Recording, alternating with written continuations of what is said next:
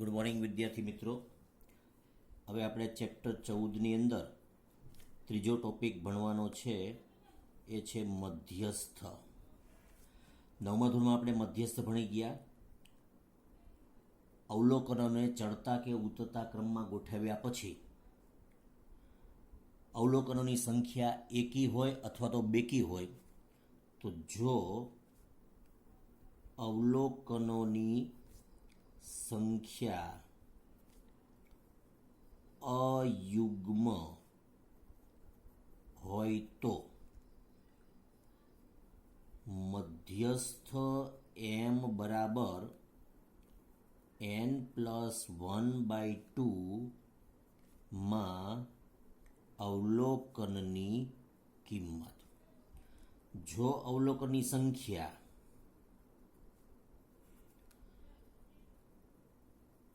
યુગ્મ એટલે બેકી, અયુગ્મ એટલે એકી સંખ્યા હોય તો મધ્યસ્થ m બરાબર n/2 માં અવલોકનની કિંમત વત્તા n/2+1 માં અવલોકનની કિંમત, અને આ આખાઈને 2 વડે ભાગાકાર કરી નાખવાનો. એટલે આ રીત આપણે ભણી ગયા છે. હવે આપણે જે ભણવાનું છે એ વર્ગીકૃત માહિતીનો મધ્યસ્થ. એના માટે આપણે સંચયી આવૃત્તિની જરૂર પડે. સંચયી આવૃત્તિ એટલે થી ઓછા અથવા તો થી વધુ પ્રકારનું જે મેળવીએ તે સંચયી આવૃત્તિ. દાખલા તરીકે 0 થી 10નો વર્ગ છે, એની આવૃત્તિ 4 છે. 10 થી 20નો વર્ગ એની આવૃત્તિ 11 છે. 20 થી 30નો વર્ગ એની આવૃત્તિ 5 છે. 30 થી 40નો વર્ગ એની આવૃત્તિ 15 છે, અને 40 થી 50 એમાં દાખલા તરીકે 9 છે. તો આ આવૃત્તિ. હવે સંચયી આવૃત્તિ એટલે આ 10, ચાલો 10 થી ઓછા કેટલા છે? 4, બરાબર. હવે આવશે બીજો વર્ગ, તો એમાં 20 થી ઓછા ગણવા હોય તો 20 થી ઓછામાં આ પણ આવશે, અને આ 11 અવલોકનની કિંમત પણ 20 થી ઓછી હશે. એટલે આ 4 વત્તા 11 કરવાના થાય એટલે 15. ચાલો ત્યાર પછી નીચે આવીએ તો 30 થી ઓછા. તો 30 થી ઓછા આગળના તો આ 15 છે જ, બરાબર. એ પણ 30 થી ઓછા જ છે આ બધાય. તો 15 એમાં ઉમેરવા પડે આમાં. તો આગળના 15 વત્તા 5 આ વર્ગના એટલે 20 થયું આ. ત્યાર પછી 40 થી ઓછા, તો આગળના 20 વત્તા 15 આ એટલે 35 થયા. ત્યાર પછી 50 થી ઓછા એટલે કે બધા જ, તો બધા જ છે એ આ આગળના 35 વત્તા 9 એટલે 44. એ કુલ અવલોકનોનો સરવાળો n બરાબર પણ 44 આવે. તો આ થયું જે આવૃત્તિ વિતરણ, એને થી ઓછા પ્રકારનું કહેવાય, બરાબર. કયું? થી ઓછા. એવી રીતના થી વધુનું પણ મેળવી શકાય. ચાલો 0 થી વધુ હોય એવા, તો કે 44 આ બધા જ છે એ 44, બરાબર. 44 અવલોકન 0 થી વધુ છે. ત્યાર પછી આવે 10 થી વધારે, તો આ 44માંથી 4 બાદ કરી નાખીએ એટલે 40 થશે, બરાબર. 10 થી વધુ. ત્યાર પછી 20 થી વધુ, બરાબર. તો 20 થી વધુ એટલે 29 થશે. 40માંથી 11 બાદ કરીએ, આ 40 એમાંથી 11 બાદ કરીએ એટલે 29 થશે, બરાબર. ત્યાર પછી 30 થી વધુ હોય એવા એટલે આ બંને આવશે, તો 29માંથી 5 બાદ કરીએ એટલે 24 થશે, બરાબર. ત્યાર પછી 40 થી વધુ એટલે 24માંથી 15 બાદ કરીએ એટલે 9, અને છેલ્લે આખાનું 50 થી વધુ તો 0. આથી વધુ પ્રકારનું થયું, બરાબર. હવે આપણે વર્ગીકૃત માહિતી માટેનો મધ્યસ્થ મેળવવો હોય તો વર્ગીકૃત માહિતીનો મધ્યસ્થનો સૂત્ર યાદ રાખવાનું છે. 3 જ સૂત્ર આ ચેપ્ટરની અંદર આવે છે. m બરાબર l વત્તા કૌંસમાં n/2 માઇનસ CF છેદમાં F ગુણ્યા H. તો આ બધું છે શું એ લખવું પડશે આપણે નીચે, જ્યાં L બરાબર મધ્યસ્થ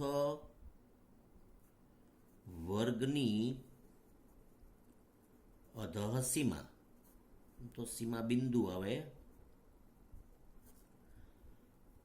n એટલે અવલોકનોની સંખ્યા, CF એટલે મધ્યસ્થ વર્ગની આગળના વર્ગની આવૃત્તિ, આગળના વર્ગની સંચય આવૃત્તિ. F બરાબર મધ્યસ્થ વર્ગની આવૃત્તિ અને H બરાબર વર્ગ લંબાઈ, જે આપણે સમાન જ હશે. બરાબર. ચલો હવે એક ઉદાહરણ જોઈએ.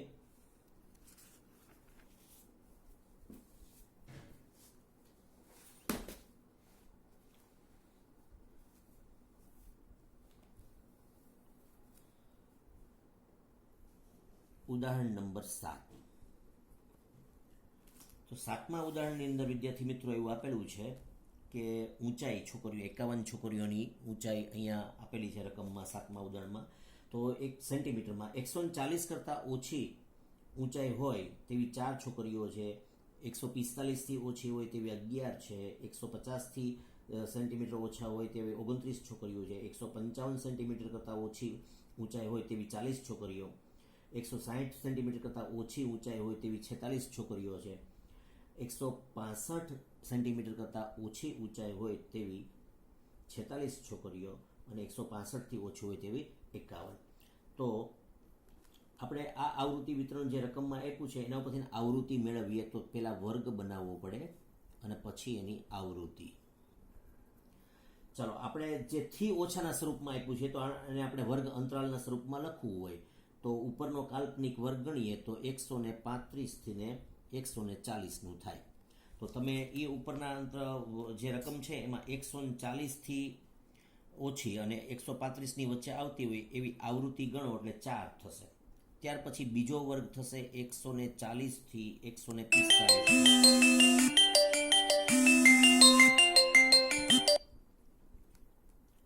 બરાબર. તો એની આવૃત્તિ થશે 11માંથી 4 બાદ કરો એટલે 7 થશે. ત્યાર પછી 145 થી 150, તો એમાં તમે ઉપરની આવૃત્તિ 29માંથી ને 11 બાદ કરો એટલે એ આવૃત્તિ 18 આવશે. 150 થી 155, તો એ તમે 40માંથી 29 બાદ કરો એટલે 11 આવશે. 155 થી 160, એટલે એમાં 46માંથી 40 બાદ કરો એટલે 6 આવશે. 160માંથી 160થી 65 સેન્ટીમીટર ઊંચાઈ હોય તેવી 5 છોકરીઓ છે. અહીંયા કુલ આવૃત્તિનો સરવાળો n બરાબર 51 થશે. ફરી પાછું જે રકમમાં આપ્યું છે એ જ ખાનું બનાવવું હોય તો CFI થઈ ગયું. બરાબર. તો CFI કેવી રીતના મેળવાય? આ 4 એમ રહેશે. ચાલો, એટલે 140થી ઓછી જે રકમમાં આપ્યું છે તે જ. બરાબર. પછી 145થી ઓછું તો 4 ને 7 11 થશે. આ 150થી ઓછી ઊંચાઈ હોય તેવી છોકરીઓ 18 પાછા ઉમેરો એટલે 29 થશે. આ બરાબર. 155થી ઓછી ઊંચાઈ હોય તેવી છોકરીઓ એટલે આગળની 29 ને 11 આ એટલે 40 થશે. પછી 6 ઉમેરો એટલે 46 થશે. 46માં 5 ઉમેરો એટલે 51 થશે. આ બંને આંકડા સરખા થઈ ગયા. ચાલો હવે આપણે દાખલો ગણીએ તો સૌથી પહેલું કામ આપણે મધ્યસ્થ વર્ગ મેળવવો પડે. તો મધ્યસ્થ વર્ગ બરાબર સૂત્ર પ્રમાણે જઈએ તો n/2 માં અવલોકન વાળો વર્ગ. તો n બરાબર છે 51, 51/2 માં અવલોકન વાળો વર્ગ એટલે 25.5માં અવલોકન વાળો વર્ગ. તો 25.5નું અવલોકન છે એ ક્યાં આવે? 1 થી 4 રોલ નંબર હોય તેમાં 25.5 ન આવે. 11 રોલ નંબર સુધીની યાદી હોય તેમાં 25.5 ના આવે. 29 રોલ નંબર સુધીની આપણી પાસે યાદી હોય તો એમાં 25.5મો વિદ્યાર્થી હોઈ શકે. એટલે આપણે આ જ જોવાનું છે કે 25.5નું અવલોકન છે એ ક્યાં આવે છે. તો આ 29માં સમાવેશ થાય, માટે મધ્યસ્થ વર્ગ થયો 145 થી 150નો. બરાબર. હવે આ મધ્યસ્થ વર્ગની અધઃ સીમા એટલે L બરાબર 145. હવે બાકીના પેરામીટર મેળવીએ આપણે.